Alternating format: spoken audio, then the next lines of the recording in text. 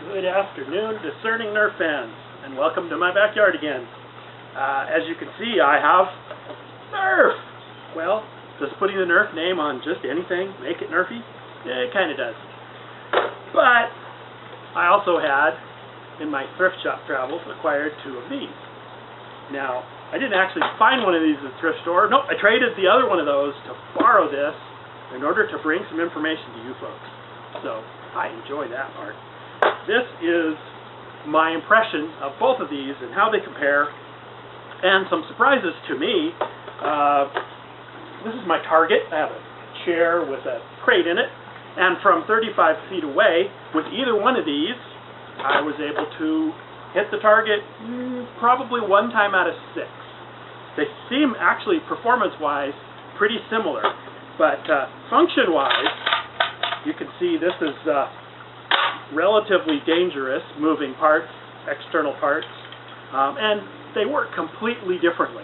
This has a device inside that I would call a hammer that is at the same time the plunger rod. It uses a rubber band. This thing is square in cross-section and looks like the same sort of color as an office rubber band. It's a huge one. Goes all the way up here, all the way back around. Appears to be a single loop. The other one may also use a loop. But it has very different mechanisms. This really just has 2 moving parts for the most part. This whole system where the hammer hits the ball is just held in the end. And it does work with a number of different sizes. And the trigger moves some kind of catch that I haven't studied and smacks that ball out.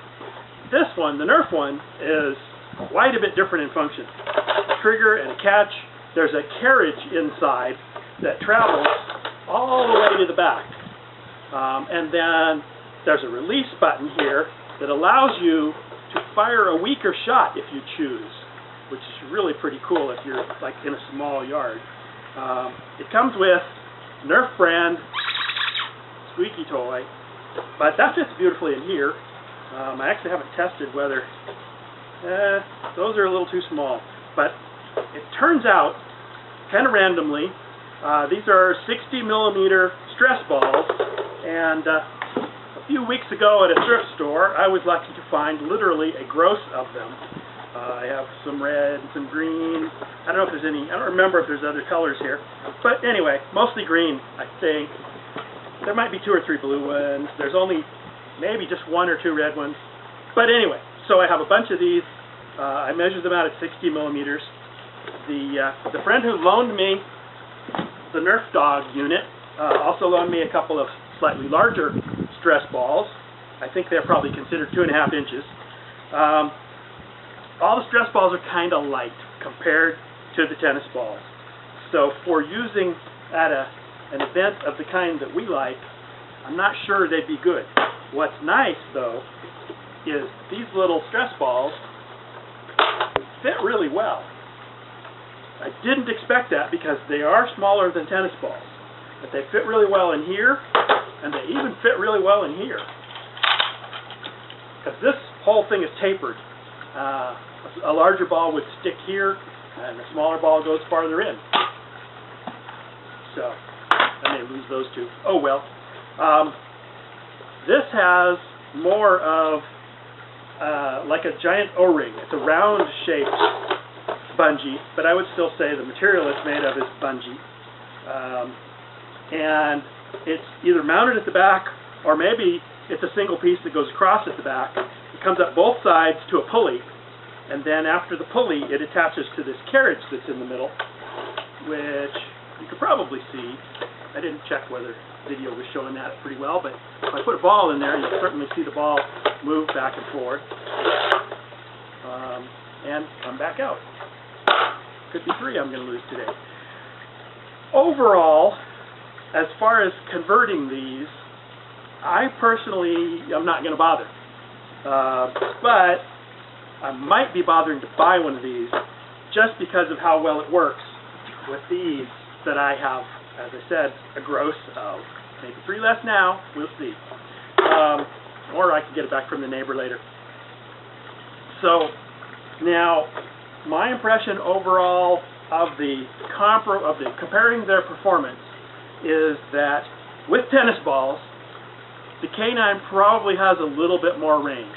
I was shooting from a fairly well measured 35 feet, could be 33 to 36 feet, I would say, where the muzzle was compared to the crate. And I got one of the first 5, but I would say overall, both of them I was shooting about 1 out of 6, maybe not quite that good, into, or at least hitting the basket from 35 feet. From 20-ish feet, most of them. I'm not sure the proportion. It was really pretty easy after a little practice with both of them. They don't shoot the same, but they're easy to get used to. And given that these balls, I feel like they're not going to hurt anybody, even though this is a very powerful launcher. I would not want to shoot tennis balls at a person, or certainly not a dog, unless they were 30 feet away. But these stress balls are so light that they kind of run out of range at about 35 feet. Tennis balls seem to go a bit farther, not double that though.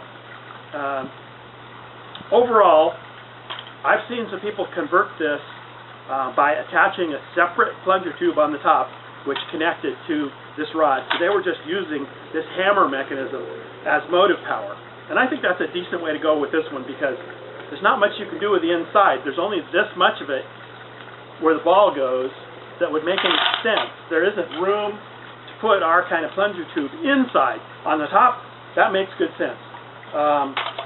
With this one, there seems to be room, but you'd have to replace this whole carriage.